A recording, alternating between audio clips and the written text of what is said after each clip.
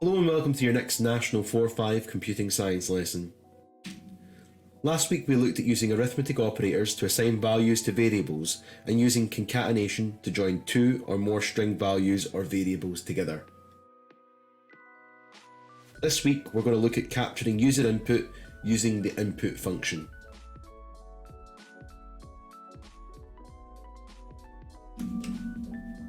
The input function is used to get the users of our programs to type in values to store as variables.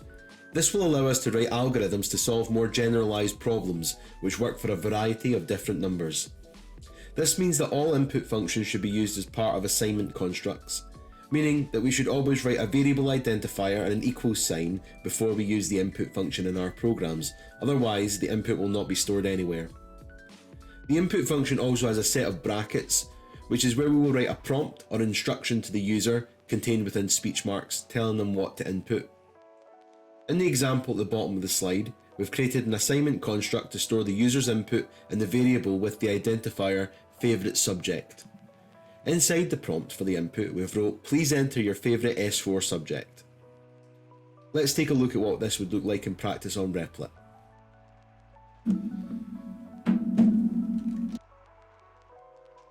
In this example, on line 1 I've initialised the variable favourite subject to an empty string. I'm now going to run an assignment construct with the input function.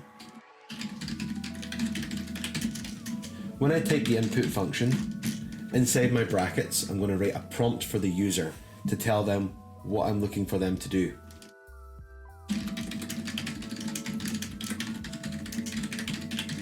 I always put a colon at the end of the prompt and then a space, and this just keeps things neat and makes it clear where the user's typing begins and where the end of the prompt is on the Python console. On line 3 I'm going to write a print function and I'm going to display the value of favourite subject concatenated with a message. So I'm going to write your favourite subject is plus favourite subject. And when I run this, the message will react to anything we've typed in on the prompt.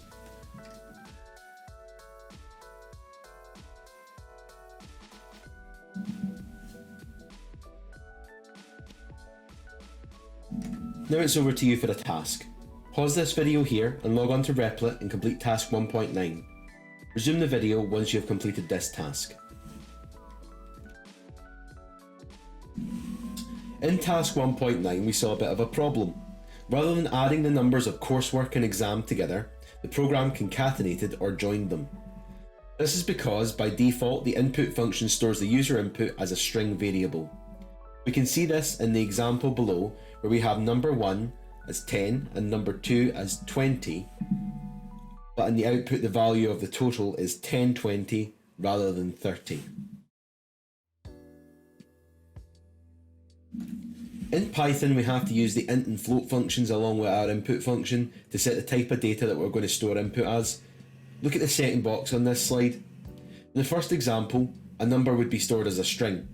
However, by using the int function wrapped around the input function and its prompt, we force Python to store it as an integer instead. I've highlighted this in red. Let's look at some examples of this on Replit. So if I wanted to work with whole number values with user input, I'd need to use the int function.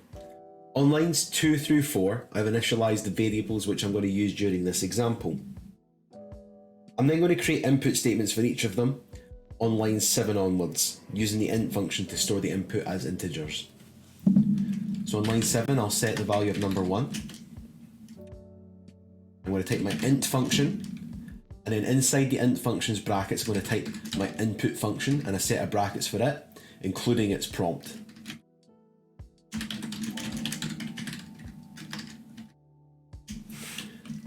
And then on line 8 I'll do the same for number 2. And I'm just writing the input function again inside the brackets for the int function.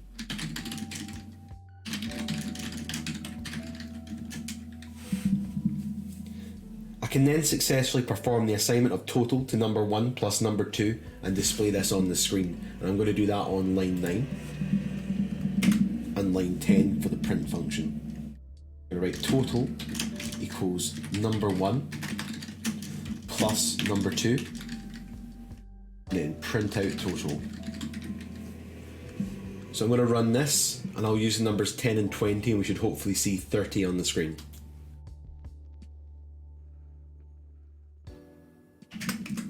And there's our value of 30. Let's take a quick look at what would happen if only 1 was typed as an integer. I'll take away number 2's int function and run that.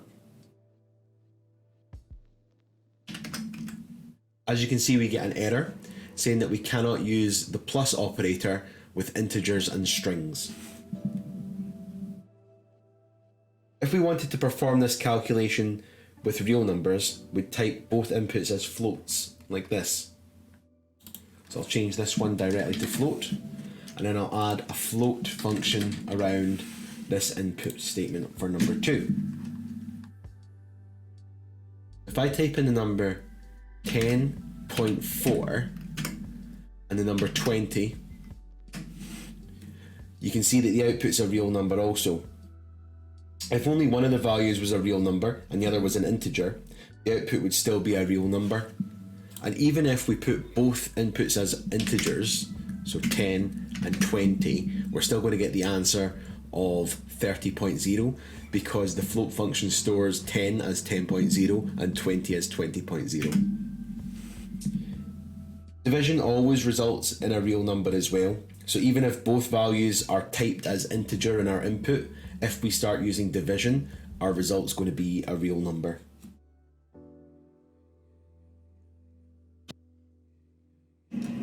Now it's over to you for a task. Using the int function with the input function, please complete the area of a rectangle task on Replit, which is task 1.10. There's a flowchart for this program on Replit. Make sure to follow the arrows and read each step in order. Resume this video for the next task when you've completed this.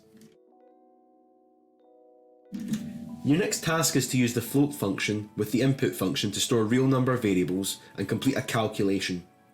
Please complete the tip calculator task on Replit, which is task 1.11.